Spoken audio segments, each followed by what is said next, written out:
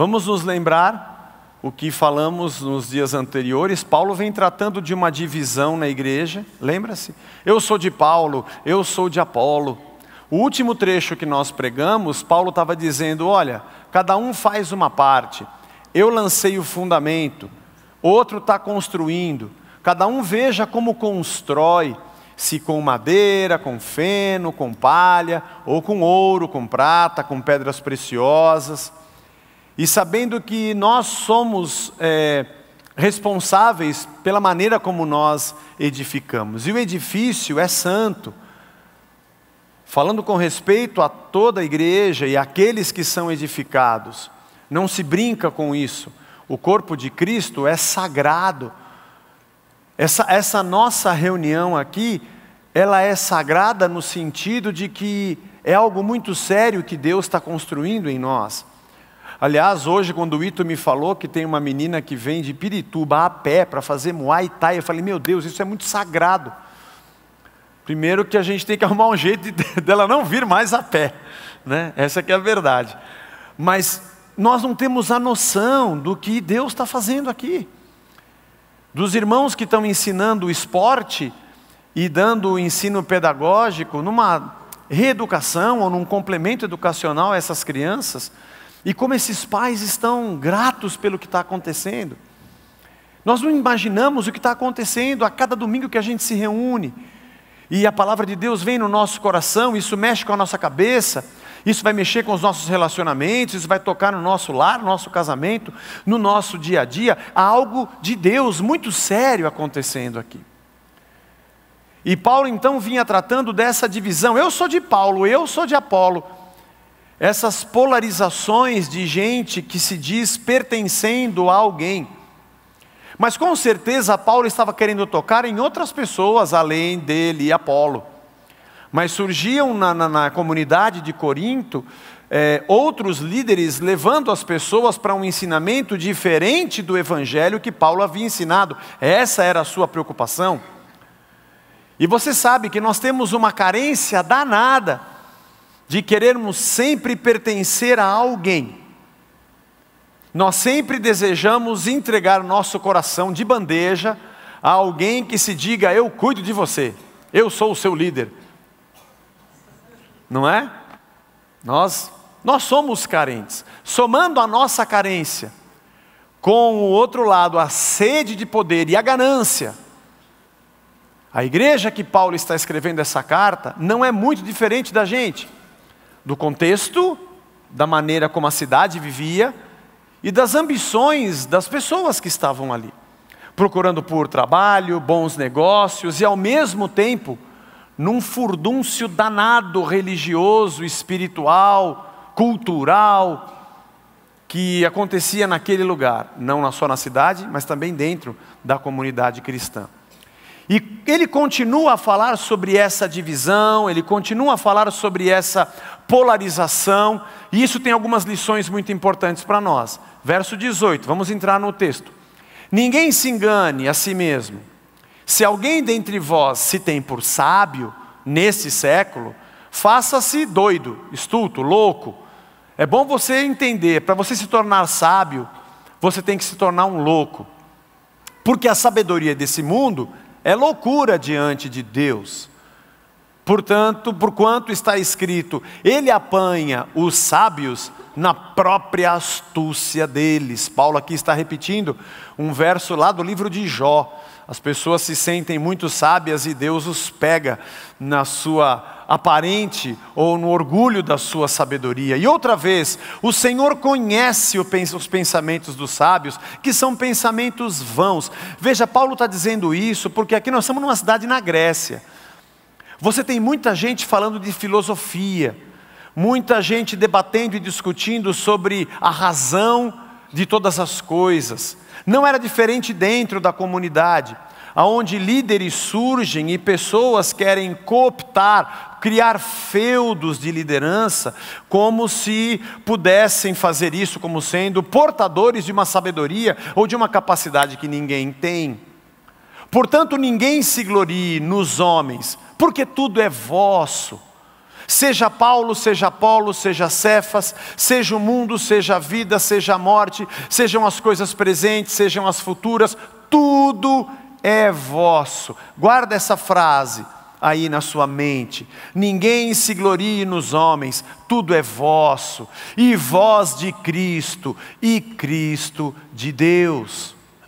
Aí entramos no capítulo 4. Portanto, assim pois, importa que os homens nos considerem como ministros de Cristo e dispenseiros dos mistérios de Deus. Ora, além disso, o que se requer dos dispenseiros é que cada um deles seja encontrado fiel.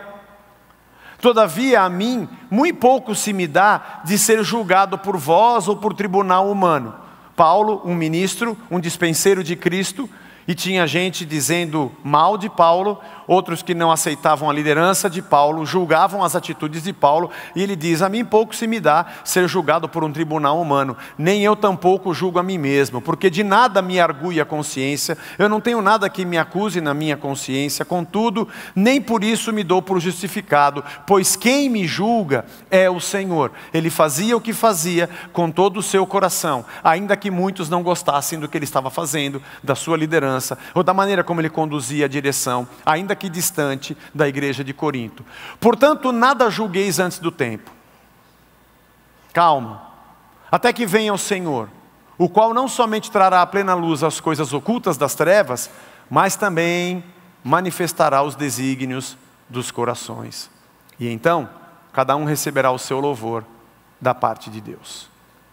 Nesse trecho, então, Paulo está dizendo para a gente, ele está nos falando sobre o que é a sabedoria para quem se diz líder. Ele já tinha dito isso um trecho atrás, nós conversamos sobre isso um desses domingos, foi um tema de uma das pregações, de que Paulo disse: eu não quero saber nada além de Cristo crucificado. A grande sabedoria que eu e você carregamos é o fato de conhecermos a Cristo, seu sacrifício, sua entrega, seu amor. É daqui que emerge toda a vida, é daqui que emerge toda a sabedoria, toda a justiça, toda a graça, todo o amor. É daqui que emerge tudo que conhecemos como relacionamento, comunidade, cidade, leis, tudo parte de um princípio fundamental, de que Cristo se entregou por nós. Sempre nós temos um norte, e sempre temos um farol que nos norteia, e que nos diz a partir do que formulamos o que formulamos. Ainda que você se entenda por sábio, ainda que você imagine que sabe alguma coisa, não é apenas o que você sabe, mas da onde parte a tua sabedoria, porque da onde ela parte, determina para onde ela vai. Quando nossa sabedoria parte do fato de que conhecemos o Cristo crucificado, que entendemos que estávamos perdidos e mortos, e Ele se entregou por nós, o fundamento da graça e da doação da vida faz parte de tudo que pensamos. Cada atitude que eu imagino, cada passo que eu dou, seja na organização da minha casa, na educação dos meus filhos, ou no governo de um país, eu parto do pressuposto de que eu estava morto, e de que a graça de Deus em Cristo me trouxe de volta à vida. Portanto, tudo que eu faço, penso, formulo, imagino, digo, planejo, parte do princípio de que Ele me amou e de que eu sou fruto desse sacrifício, nascido a partir da cruz. E o que eu faço agora está muito distante do meu querer, mas sim do querer de Deus dentro de mim. E aquilo que eu faço chama-se missão. A minha vocação e com a compreensão de quem eu sou, do porquê eu sou e do porquê eu faço o que faço, vem a partir do fato de que Cristo morreu por mim. Essa é a base da nossa vida cristã, da nossa maneira de enxergar o mundo, e do que fazemos e por que o fazemos. Por isso ele diz começa esse trecho dizendo mais uma vez que a sabedoria desse mundo é uma loucura.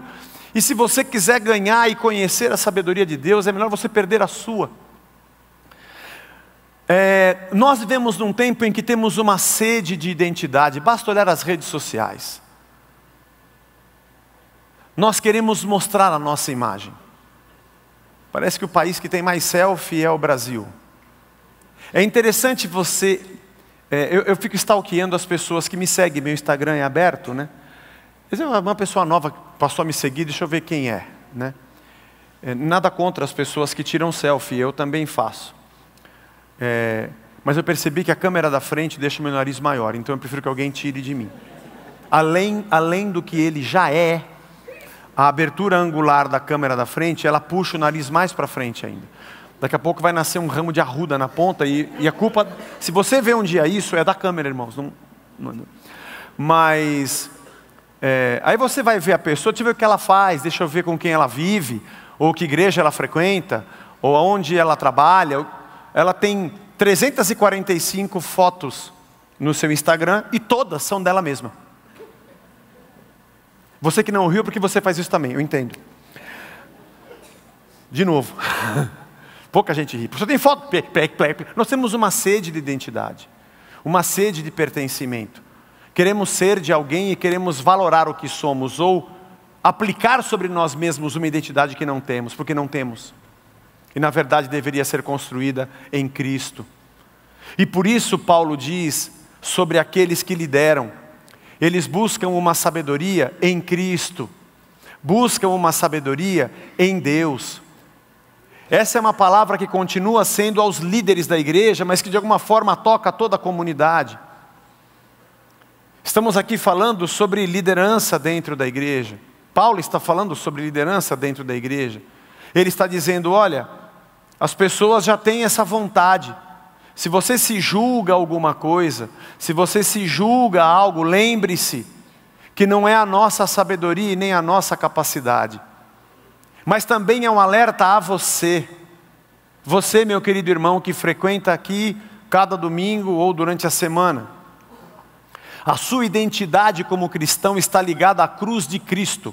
E a obra que Cristo está fazendo dentro de você, ela se desenvolve no tempo que você gasta diariamente, diligentemente, lendo as Escrituras e orando na sua vida devocional, ao conhecimento que você tem do reino de Deus e das coisas de Cristo. Você pode conhecer tudo que há nesse mundo, e você pode examinar todas as coisas e deve fazê-lo. A filosofia e a ciência presente nos nossos dias, com certeza deve, mas os óculos que te levam a interpretar tudo que você lê, é o Evangelho de Jesus Cristo. Não há conhecimento que seja agregado à imagem de alguém, que é a imagem de Cristo, que não passe por esse filtro. Sem ele, você agrega ou desagrega coisas que não fazem parte da imagem que Deus conquistou na cruz de volta, que foi perdida no Éden através do pecado. E aí então Paulo dá um passo adiante.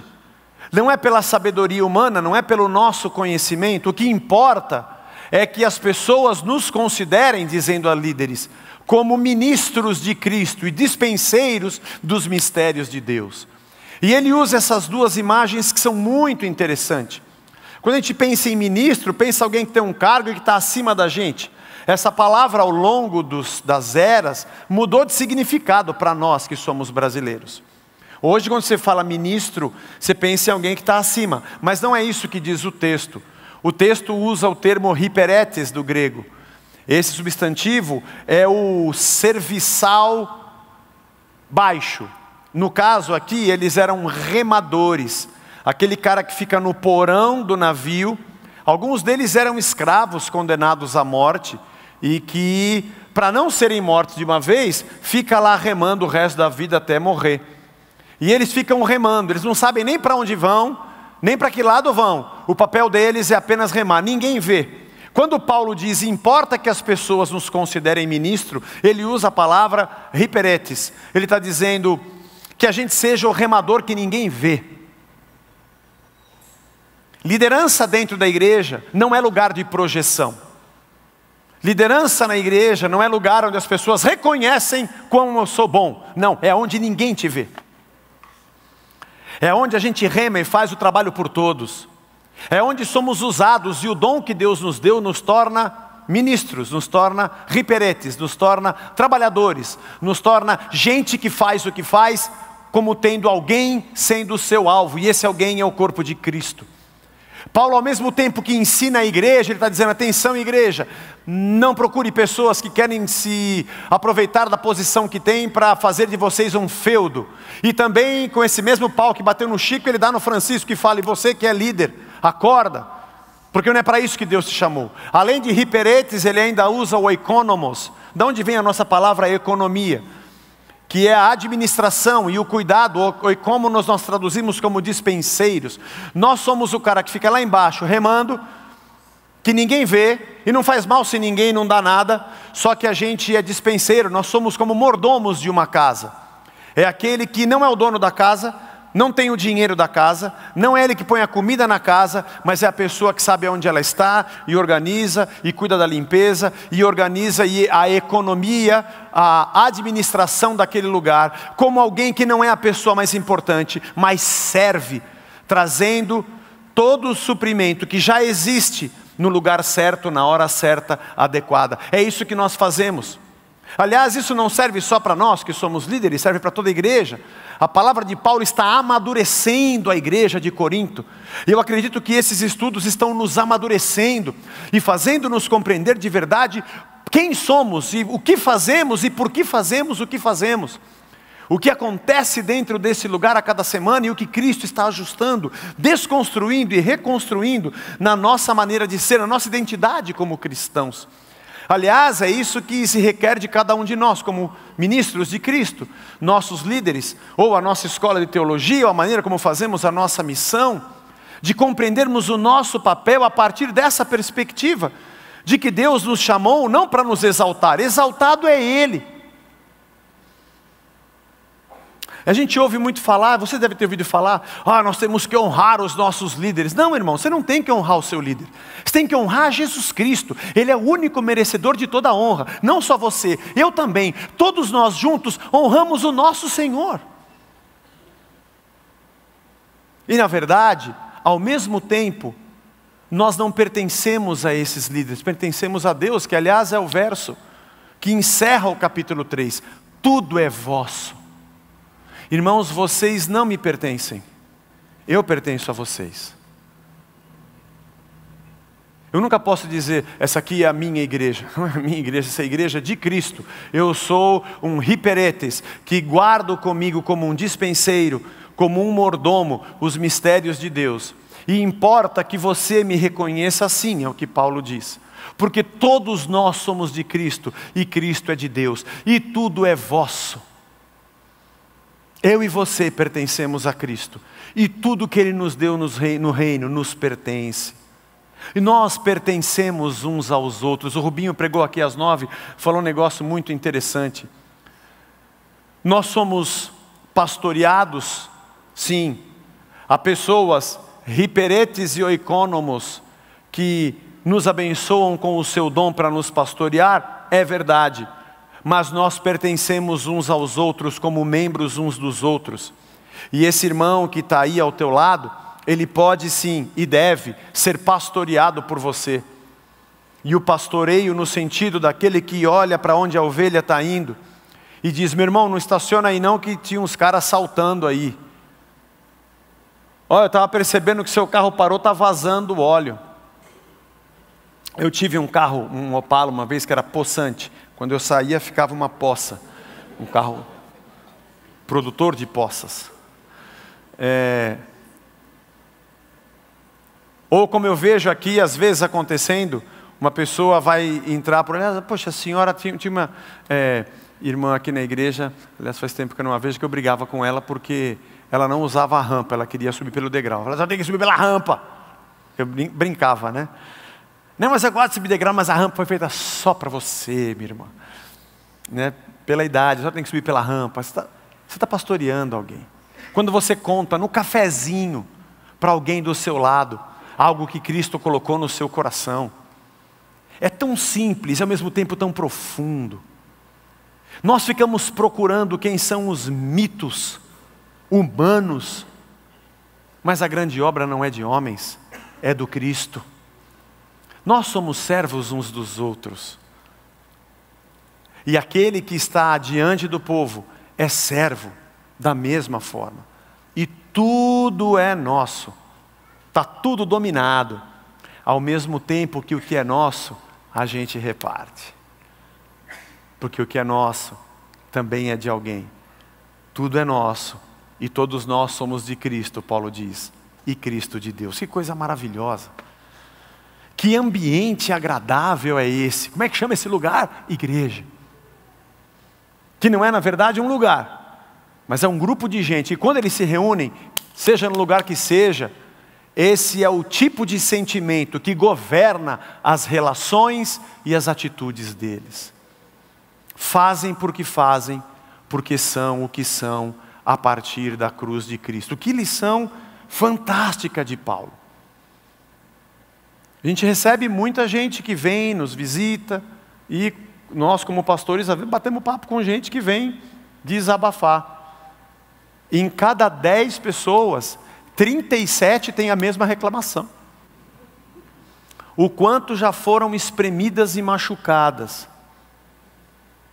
Isso dá até um medo, um receio, temor, de compreendermos que a nossa relação aqui, ela é baseada na cruz. Tudo que nós fazemos parte de um princípio, de um rei servo,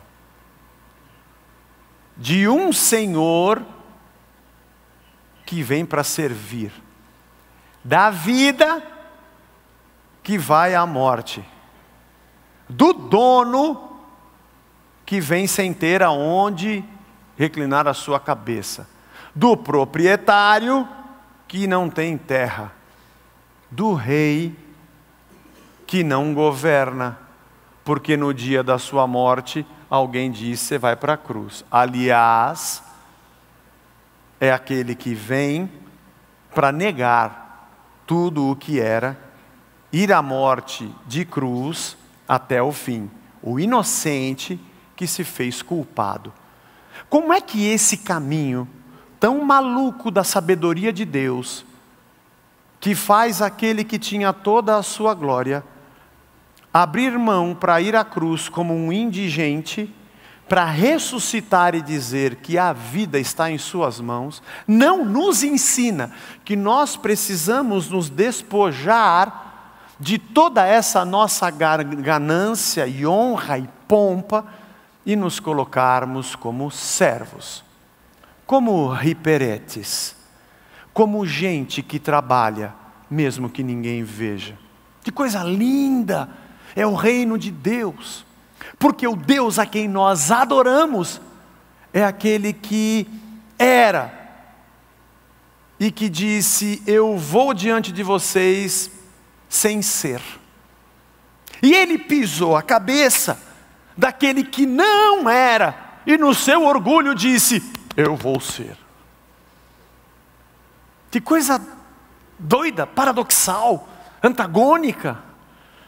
O que não era Deus e quis ocupar o lugar de Deus, teve a sua cabeça pisada por aquele que era Deus e disse: vou vencer como um homem.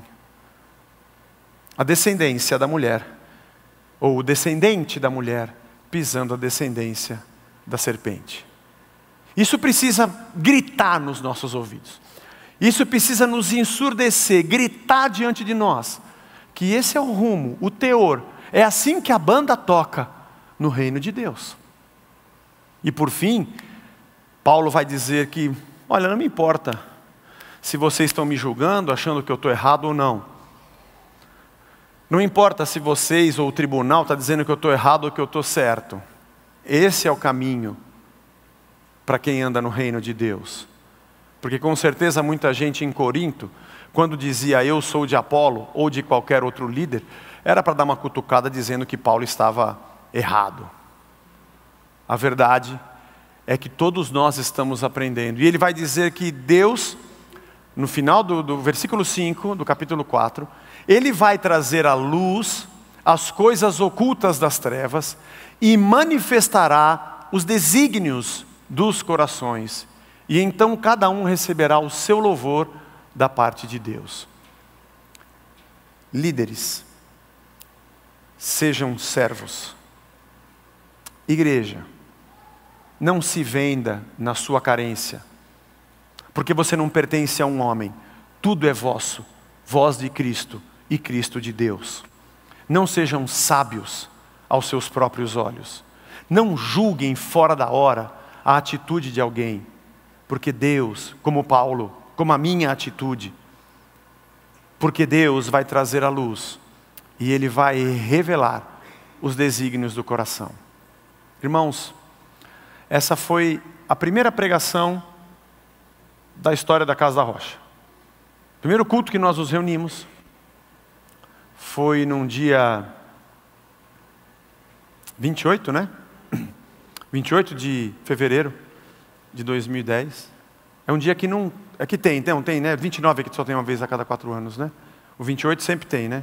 Senão a gente ia demorar para envelhecer. Então tá certo, 28. E que eu falei sobre tudo o que deves guardar. Guarda o teu coração, porque dele procedem as fontes da vida. A luz põe o nosso coração às claras. Se tem uma coisa que todos nós precisamos buscar, é a limpeza e a pureza do nosso coração. E assim Paulo, na nossa ótica, encerra essa perícope, esse trecho, alertando: sabedoria não é o que se tem lá fora, é o Cristo crucificado. Ninguém é de ninguém, ao mesmo tempo que nós nos doamos por todos, porque tudo é nosso, e nós somos de Cristo, e Cristo de Deus.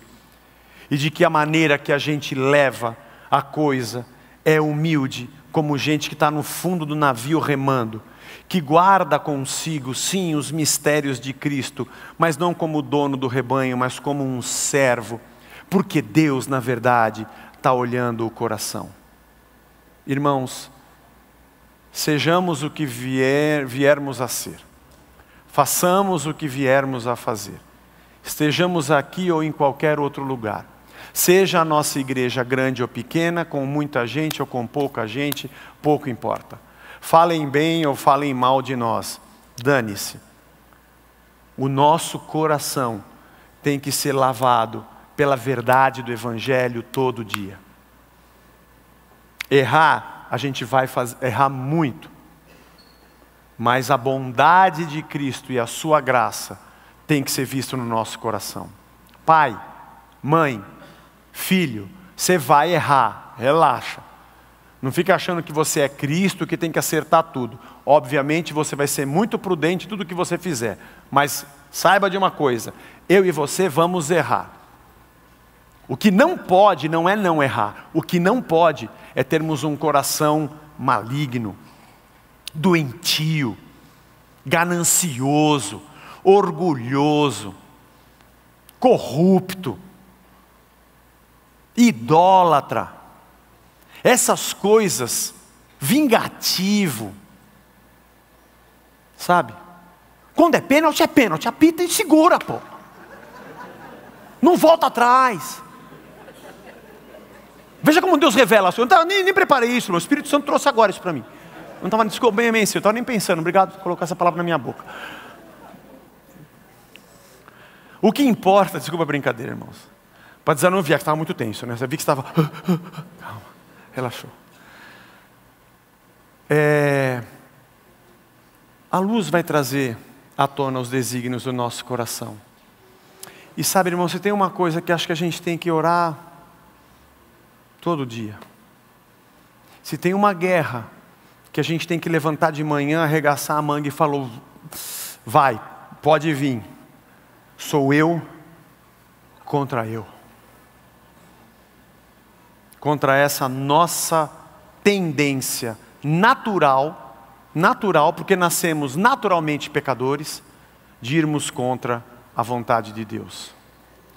Se o nosso coração for lido pelas Escrituras, for banhado pelo perdão de Deus, for nossa mente e nossa alma todos os dias confrontados com as verdades do Evangelho, e a gente estiver disposto a sermos moldados na imagem de Cristo, nossa maneira de viver como irmãos, nossa maneira de liderar em qualquer área do departamento da igreja, nossa missão, tudo o que fizermos não será numa sabedoria humana, mas a partir do sacrifício de Cristo. Assim sendo, as pessoas, quando nos olharem, vão perceber que tem alguma coisa acontecendo aí. Alguma coisa que não é natural. É porque o Senhor Jesus está permeando nossas relações e nossas atitudes. Deus nos abençoe. Deus nos ajude a sermos assim. E que isso possa te amadurecer. Que você grite dizendo, é essa a igreja que eu quero. É isso aqui que Paulo está dizendo que a gente quer viver. E sejamos felizes para a glória de Deus. Vamos ficar de pé e vamos orar. Senhor Jesus, esses estudos são tão profundos, Senhor. Mexem com coisas tão sérias da nossa vida como igreja. Nessa cidade de São Paulo, como uma grande Corinto, para líderes como nós e pessoas da igreja como cada um de nós que estamos aqui. A gente tem que tirar alguns conceitos errados da nossa mente e entendermos que a partir da tua cruz que nós entendemos quem somos, por que somos e o que fazemos e por que fazemos. É a partir da cruz que somos constrangidos pelo teu amor, pela graça que não merecemos.